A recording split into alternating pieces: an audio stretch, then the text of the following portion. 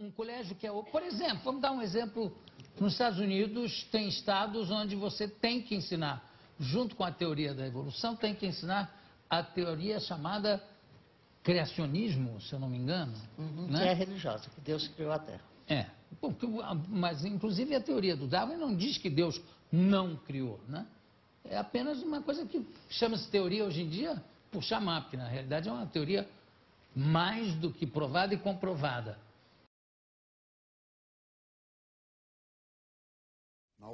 Como é que você define então a ideia de criacionismo ou de criação, para pegar a noção de evolução, para evitar o excesso do ismo, né, para ele não ficar mera ideologia? Vamos aos fatos.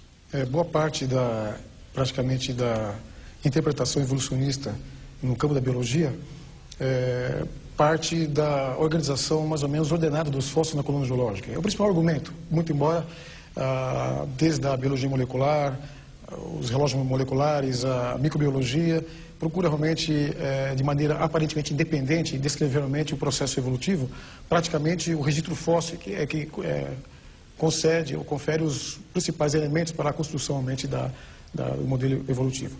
Bom, os fatos, realmente um registro fóssil é uma realidade. Agora o que é interessante é que já no Cambriano, quando aparece a explosão cambriana, seria uma coisa difícil de explicar em termos evolutivos, aparecem os fílons praticamente definidos, abruptamente. Então, nesse caso, a ideia de parentesco é totalmente descartada. Eles aparecem repetidamente. Se você for no pré-cambriano, onde eles iam aparecer realmente, quem sabe, os primeiros galhos a partir de um tronco comum, eles estão ausentes. E no campo da geologia, realmente, alguns dizem, mas você tem metamorfismo e outros fenômenos geológicos que podem ter, de alguma forma, obliterado esses seres mais delicados. Não, você encontra... Cambriano, quanto é? Em termos de tempo, de agora para trás, dá para calcular? Em termos da geologia convencional, seria a geocronologia padrão, em torno de 540 milhões de anos teria surgido a explosão cambriana. Tá. Bem, então, essa distribuição dos fósseis é um fato. Agora, parentesco é uma interpretação. Na realidade, semelhanças pode significar mais de uma coisa, não apenas parentesco. Tá. Não é? As homologias, analogias, a biologia comparada, ela pode ser traduzida de outra maneira. Então, eu diria que os fatos é o registro fóssil. A maneira como esses elementos, esses fósseis são interpretados, realmente, aí nós vamos para um campo, eu diria, mais especulativo, tanto o criacionismo como o evolucionismo não constituem teorias científicas. Você está lidando com uma ciência histórica. O significado clássico de ciência, você tem que se falsear, testar aquilo que você está afirmando. E você está realmente lidando com eventos únicos do passado, tanto na visão criacionista como na visão evolucionista. Então, eu diria que é uma ciência histórica, você não pode testar, falsear. Então, o termo cientificamente comprovado é inadequado. É uma teoria mais do que provada e comprovada.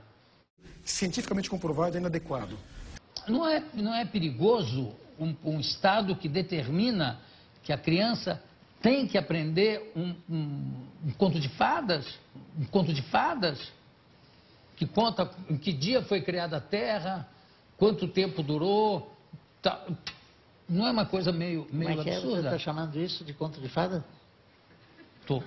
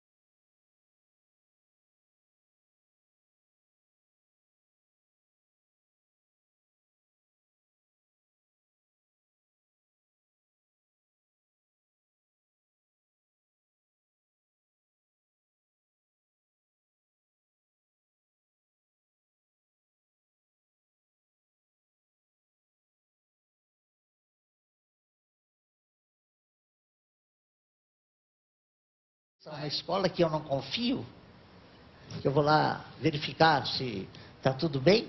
Mas às vezes o pai ou a mãe não são chamados exatamente porque a criança não está obedecendo às regras da escola. O que eu, como meu pensamento é totalmente anarquista, eu acho ótimo que a criança desobedeça. Eu acho ótimo que a criança desobedeça.